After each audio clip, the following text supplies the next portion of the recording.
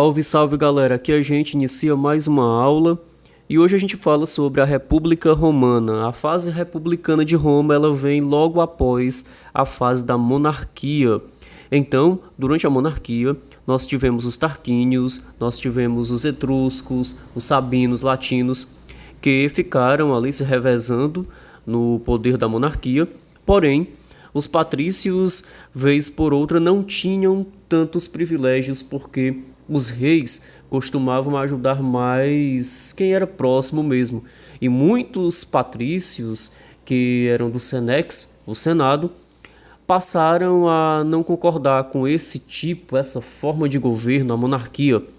E aí veio a ideia de buscar uma nova forma de governo. Então, minha gente, monarquia significa monarquia, governo.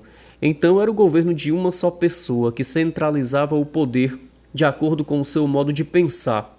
Na época, o Senado era a principal instituição formada pela elite aristocrática de Roma.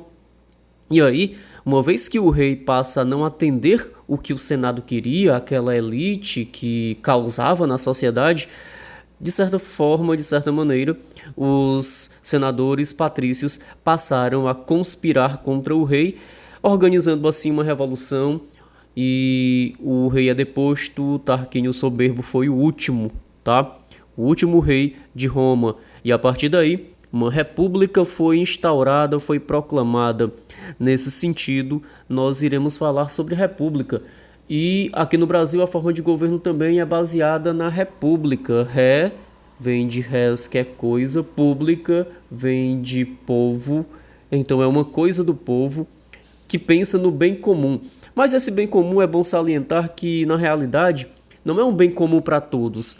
O bem comum, na época, era propriamente para os patrícios, que eram citadinos, ou seja, eram cidadãos que tinham direitos e que tinham, de certa maneira, privilégios. Uma boa parte da população ainda ficava distante da cidadania. São eles, né, mulheres, são eles, a gente pode citar os escravos, estrangeiros, ou seja, uma pequena parte da população tinha direito político, tá?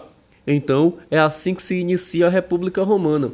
Mas aí, minha gente, é bom salientar, é bom lembrar que os senadores, eles compunham ali a parte da população que elaborava as leis e que dizia, né, ditava as regras de Roma.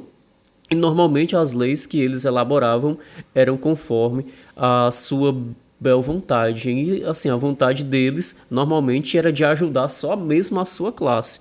Então é pau na muleira dos outros, e a ordem social dos patrícios é que se davam bem, né? Os patricínios assim chamados. Mas é bom a gente lembrar também que, além do senador, que tinha assim uma importância política enorme, existiam também outros cargos, que são as famosas magistraturas. E nas magistraturas a gente vai ter o consulado. Na realidade eram dois cônsules que eram eleitos dentre os senadores, e eles tinham função de governo durante um ano. Os cônsules, eles tinham o papel de governar, cuidar da parte administrativa, como também eles tinham o papel de conduzir o exército em tempo ali de guerra, tudo bem? Nós tínhamos também os pretores, como bem mostra aqui o slide. Os pretores, eles cuidavam da justiça, então eles eram os juízes, eles eram os magistrados que cuidavam de punir e ver o que era crime ou não, de inocentar ou incriminar alguma pessoa. A República Romana tinha os questores, que cuidavam das finanças, dos impostos, do tesouro público. É como se fosse um contador de uma empresa, de uma prefeitura, do governo do estado ou da presidência, tá? Tínhamos também o edis ou edis, que eram os prefeitos. Professor, mas prefeito como assim? Não já tinha um cônsul que cuidava da administração e tal? Os prefeitos, eles cuidavam, eles administravam a organização das festas, da segurança e da limpeza. Existiam os prefeitos que cuidavam ali do serviço público, eram os edis, tudo bem? Os censores eram os responsáveis por contar a população e para manter os costumes, para registrar os costumes, tá? E aí, em caso de guerra, em caso de crise calamitosa, eles poderiam eleger durante 6 meses um ditador. Pasmem, né? A gente fica pensando hoje, professor, mas ditador não é coisa ruim? Pois é, hoje a gente enxerga o ditador como um cara que não deve governar porque ele só faz coisas que não prestam. Mas aí, os romanos entendiam que quando acontecesse uma guerra, eles deveriam eleger o ditador por 6 meses. Então, um ditador era eleito, né? Normalmente era um general, ele era eleito para disputar aquela crise, aquela guerra. Mas ele tinha prazo de validade, ele não ficava para sempre. Então ele ficava durante 6 meses e após 6 meses ele era demitido. Rua para ele, tá? E aí, minha gente, era normal também na política romana ter as famosas assembleias itinerantes, que eram os comícios, né? E nos comícios os citadinos patrícios iam e elegiam seus representantes. A paradinha do seguinte, os plebeus, eles passaram a reclamar, sabe? Porque eles não tinham direito de quase nada, eram recriminados, eram renegados, existia uma discriminação enorme, não tinham direitos. Então eles passam a manifestar para dizer assim: poxa, peraí, a gente também quer participar da política e só vocês fazem as leis do jeito que vocês querem? Não, a gente precisa participar. E de tanta luta, tanta briga, eles conseguem organizar o tribunato da plebe. Eram os tribunos, é como se fossem representantes dos plebeus dentro ali da criação de leis no Senado, tá? E além dos tribunos, outras leis foram fundamentadas depois de muita briga, muita confusão, muita manifestação dos plebeus, eles conseguiram conquistar aí a lei Canuleia, que permitia na época o casamento entre patrício e plebeu, né? Antes dessa lei era proibido patrícia casar com plebeu, e depois dessa lei foi permitido. A lei das 12 tábuas, porque antes, minha gente, a lei de Roma, da República Romana, era consuetudinária. E o que é isso? Era por meio de conceito e tradição que era passado de geração para geração. Não tinha nada escrito, nada comprovado. Isso beneficiava a quem? Aos senadores patrícios. Então, os plebeus brigam para que as leis fossem criadas e fossem escritas em tábuas de bronze, tá? Enfim, além disso, a gente fala também sobre assim, algo que é de fundamental importância na época, que é a expansão romana. E a expansão romana, ela fundamenta as conquistas, né? Roma cresce de tal forma que para evitar a crise é necessário invadir e dominar outras regiões. Então, a Roma passa por um processo de imperialismo, isso durante a República ainda, tá? E aí, esse expansionismo dos generais romanos chega até Cartago, lá na Fenícia, e na Pérsia.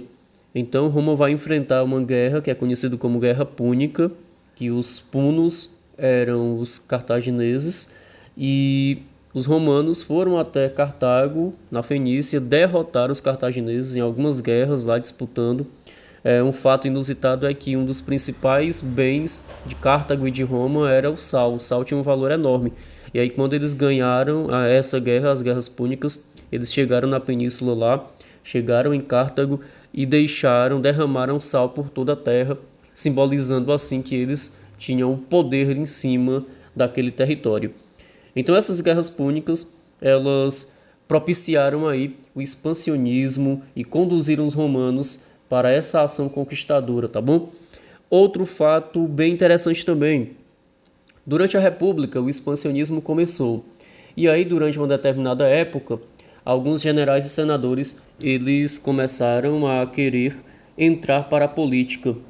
E foi o caso do início do que se chama em Roma do triunvirato. E o que seria o triunvirato romano? O triunvirato em Roma é o chamado governo tríade, de 3 pessoas. O primeiro triunvirato foi composto por Pompeu, Crasso e Júlio César.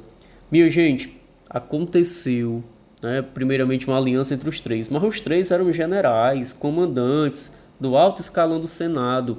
Júlio César, muito estrategista, o Crasso também, Pompeu também. Mas o fato é que aconteceu uma guerra civil dos três pela disputa do poder. E quem leva a melhor é Júlio César. Inclusive, na época, o Crasso comete um erro, né, um erro bobo. Ele tenta invadir o comando de Júlio César, deixa a sua guarnição desprotegida e Júlio César com seu exército derrota o Crasso. E aí vem a famosa expressão de hoje, né, quando a gente comete um erro besta, bobo, a gente fala que foi um erro crasso, tá?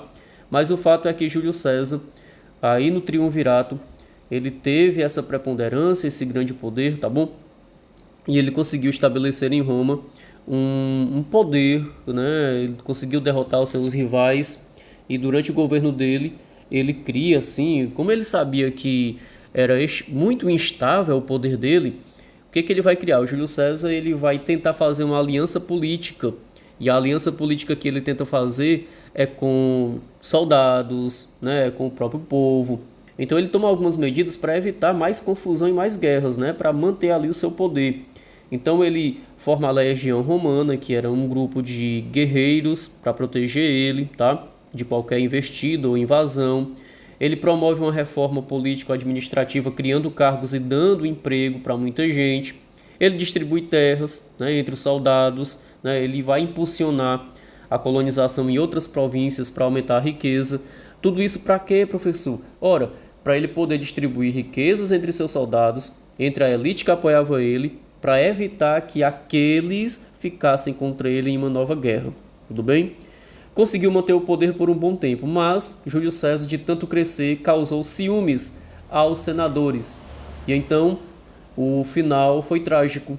Os senadores se uniram e esfaquearam Júlio César. A famosa, célebre frase "Até tu, Brutus, filho meu", foi de Júlio César, onde o seu afilhado político, Brutus, ataca e apunhala ele. Então ele fala: "Até tu, Brutus, filho meu". E César teve um final trágico, morrendo e assim dando início ao segundo triunvirato. Minha gente, a nossa aula de hoje é sobre esse tema. Qualquer coisa, voltem o slide, voltem a explicação. Fiquem com Deus e até uma próxima. Tchau, tchau.